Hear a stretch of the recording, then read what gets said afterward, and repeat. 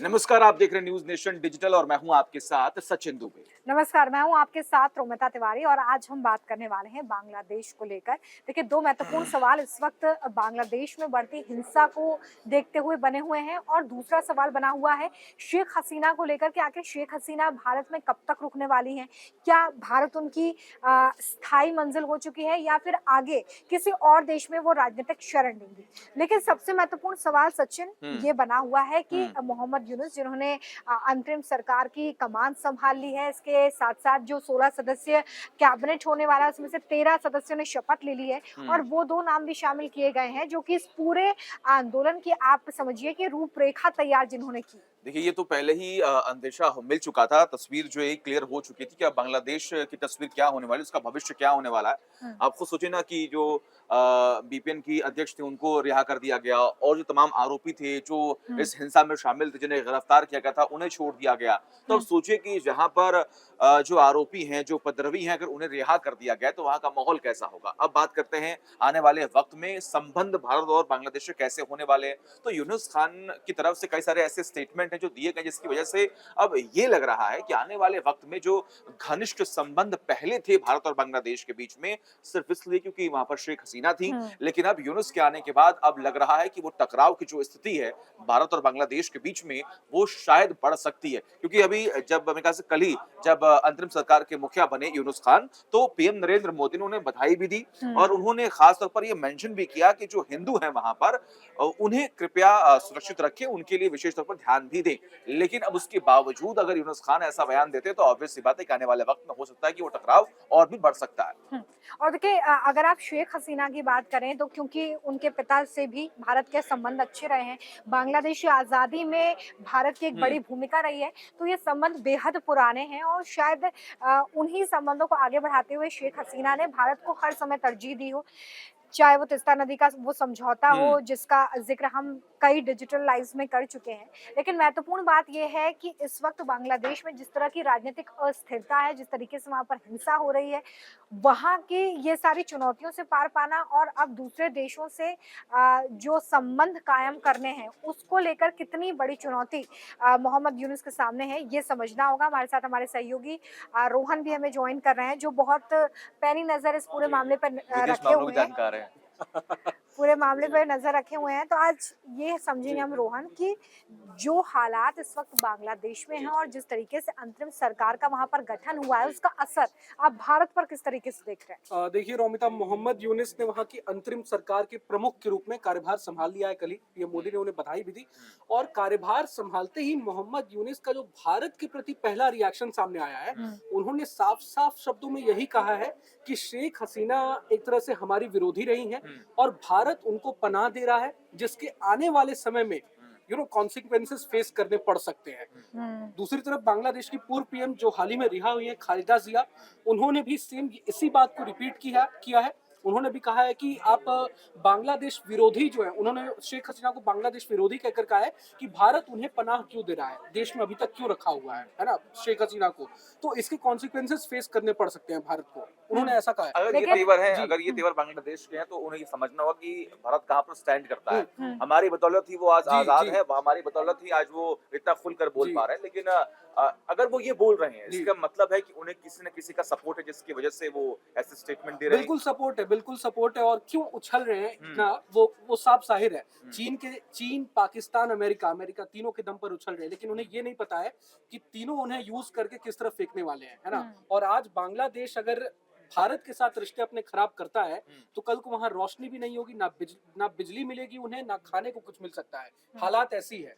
और ज देखिए एस जी, जयशंकर ने तो ये भी जी, स्पष्ट कर दिया है कि बहुत ही कम समय जी, जो है वो दिया गया था जी, जब उनसे ये पूछा गया कि अगर शेख हसीना जी, भारत आना चाहती हैं तो क्या वो आ जी, सकती हैं, तो इसके लिए समय बहुत एक तो कम था, उस वक्त ये फैसला लिया गया। दूसरा उन्होंने ये स्पष्ट किया है कि शायद शेख हसीना की आखिरी मंजिल जी, भारत बिल्कुल नहीं है, जी, क्योंकि इससे पहले वो ब्रिटेन अमेरिका में राजनीतिक शरण मांग जी, चुके हैं, लेकिन अब वो किस देश में जाएंगी इसको लेकर कोई स्पष्टता नहीं है, जी, लेकिन अंतिम मंजिल नहीं है। जी, मतलब भारत ने एक तरीके से ये स्टैंड तो ले लिया है कि शेख हसीना हम बहुत लंबे समय के लिए यहाँ जी, पर नहीं रहने वाली है।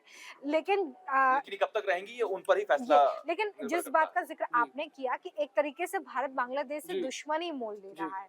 मतलब ये एक नहीं, भारत नहीं ले रहा, बांग्लादेश के नेता ले रहे हैं। वो ऐसा जी, सोचते ऐसा हैं सोच रहे कि हैं वो। अगर आप शेख जी, हसीना को या हमारे विरोधी जी, को शरण देते हैं तो आप एक तरीके से जी, हमारे दुश्मन हैं। बिल्कुल। क्या एक देश के तौर पर जी। भारत ने गलत किया है? देखिए, भारत की जो नीति रहती है हमेशा हुँ, वेट एंड वॉच की रहती है। हुँ, हमेशा भारत स्थिति को देखता है, भाँपता है कि आने वाले समय में क्या होने वाला है। हुँ, शेख हसीना को मदद इसलिए की भारत ने, क्योंकि शेख हसीना का भारत के प्रति प्राथमिकता हमने हुँ, देखा है जिस तरह हुँ, से। चीन को नकार कर, अमेरिका को नकार कर शेख हसीना ने हर मौके पर पहले भी भारत को हमेशा, चाहे आप तीस्ता नदी समझौता का आपने हुँ, ज़िक्र किया, हुँ, चाहे अमेरिका सेंट मार्टिन आइलैंड को लेकर जिस तरह से वो अड़ा हुआ था मिलिट्री बेस बनाने को लेकर, हुँ, लेकिन शेख हसीना ने उसे नकारा और भारत के प्रति हमेशा से उनकी रुझान झुकाव पॉजिटिव ज्यादा रहे हैं। पॉजिटिव रहे हाँ, हैं। हाँ। और अभी जिस तरह से वहां सरकार बनी है, मोहम्मद यूनिस वहां के अंतरिम सरकार के हालांकि प्रमुख है, हुँ, लेकिन पर्दे के पीछे से तो सेना के ही अंडर सब कुछ कंट्रोल है, सेना हुँ। के हाथों में। और ये भी देखना जी, होगा ना कि ये पहली बार बिल्कुल नहीं है जी, जब शेख हसीना इस तरीके से भारत में जी, आई हों और उन्हें यहाँ पर शरण दी गई है। जी, इससे पहले जब उनके पिता की हत्या हुई वो जी, उस वक़्त जर्मनी में थी, उस जी, वक़्त भी अ, जी, पूर्व प्रधानमंत्री इंदिरा गांधी जी, के जी, दौर जी, में जी, वो कुछ साल जी, भारत में बिता चुकी जी, हैं। तो यहाँ पे ये समझना होगा कि भारत का जो बांग्लादेश की तरफ जी, झुकाव है वो इस तरीके का है जी, और हमारी जो एक बिल्कुल, संस्कृति है, हमारा जो कल्चर है वो इसी बिल्कुल, तरीके का है। बिल्कुल, तो भारत की तरफ से ऐसा कुछ नहीं किया गया है, बिल्कुल, लेकिन बांग्लादेश फिलहाल जिस तरह की अस्थिरता से गुजर रहा है, बिल्कुल। आप क्या चुनौतियाँ देख रहे हैं?